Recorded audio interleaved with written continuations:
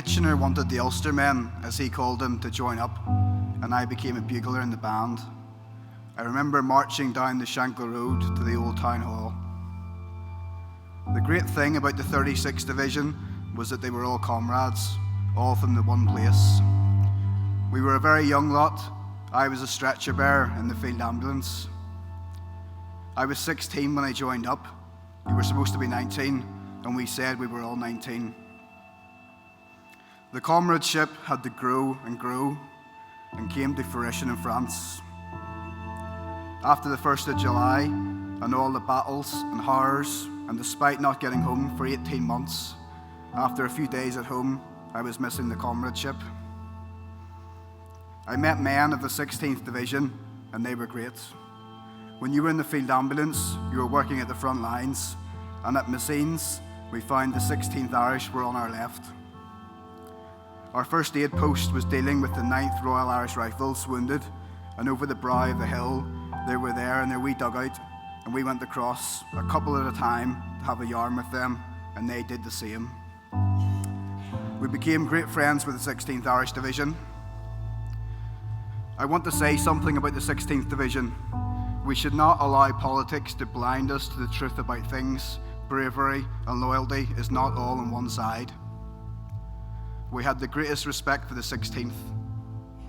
It is widely accepted that the 36th were a great division, although they did not last long because they were cut to pieces, but does not need any politician to add that to reputation to make it fit into the Protestant tradition and culture. What I am trying to say is that it does not belong to one culture. To win wars, it does not need heroism, just every man to do his duty, a devotion to duty. We are all capable of doing that, or dodging it, whatever you choose to do. Alongside us were the 16th Irish Division, and I am talking about the Irish contribution to the war.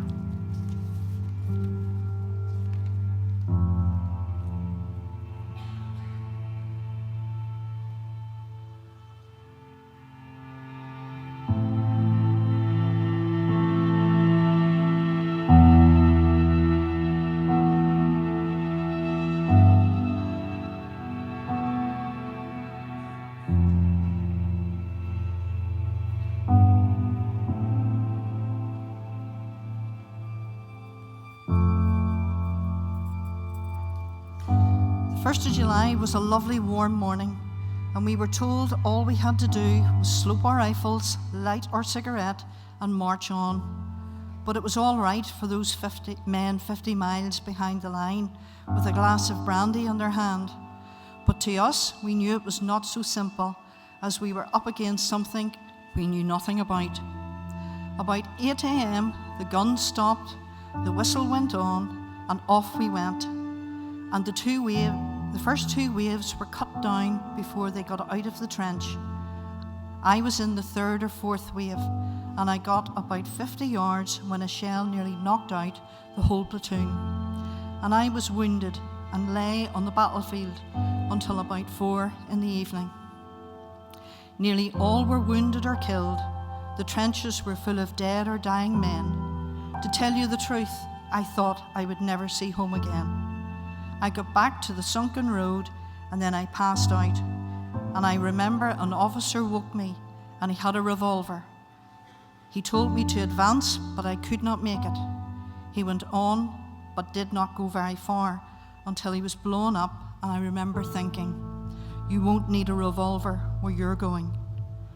Then an ambulance came and took me down to the dressing station, which was a big marquee, and soldiers were lying on the floor, and I was put in amongst the dead and the injured. We never said anyone was killed. We always said he had gone west or has got a blighty. There was a wee nurse whose apron was all covered in blood. She said she was from Devon. A lot of us thought that if we had Redmond's men of the 16th Irish Division to back us up instead of the 49th Division, we'd have taken Thiepval, because if Carson's man can do it, so can Redmond's. We got on the best with the 16th. They were good lads.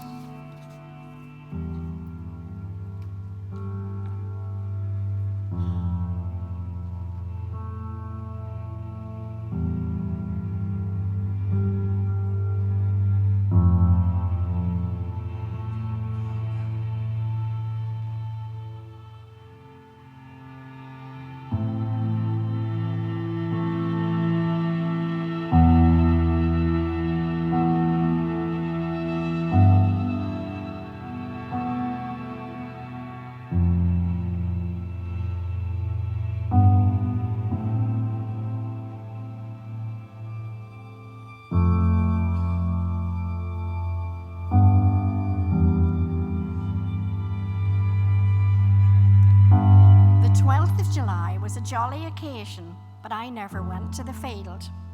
I remember signing the covenant, the Women's Declaration, in the church. Nearly everybody did. I was only 18. I knew about the gun running on the County Down coast. The Newton Ards detachment of the Ulster Volunteer Force went to Donaghadee to unload the guns, which were then stored in the big houses in Bangor and along the County Down coast. At this time, there was no place for women in the Ulster Volunteer Force, but I remember Carson and Craig very well, and everybody adored Sir Edward Carson. I wanted to be a nurse, so I joined the Ulster Volunteer Force Nursing Corps, and I learnt about first aid and home nursing. And when Sir Edward handed over the Ulster Volunteer Force to the British Army, because they hadn't enough soldiers to fight the Germans, we all joined up together.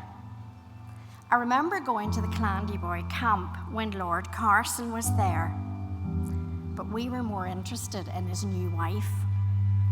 We never thought war would come, but then the First World War did come. My first job for the Voluntary Aid Detachment was preparing soldiers for vaccinations. I was allocated to Dudley Road Hospital in Birmingham. It used to be a workhouse. And there I saw the awful wounds on the returning soldiers. I was shocked. In the hospital in France, you had to be prepared for anything. There was no set pattern to bomb and bullet wounds. There were feet and legs blown off.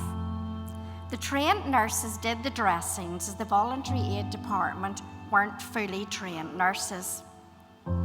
I saw young boys dying. I still have rosary beads from a dying soldier. He gave them to me when I was sitting by his bedside. It was very sad. We felt they belonged to us, and they were all very brave men and boys. I remember some of the cases of shell shock. They were terrible. They just lost their nerve. Their nerves were completely shattered. Of course, the army didn't recognize shell shock as an illness. And as nurses, we could do very little for these men. All we could do was talk to them. But their conversations always came back to the war and the horrors they had seen.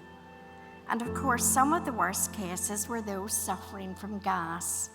Some terrible cases. And it went on killing, even long after the war.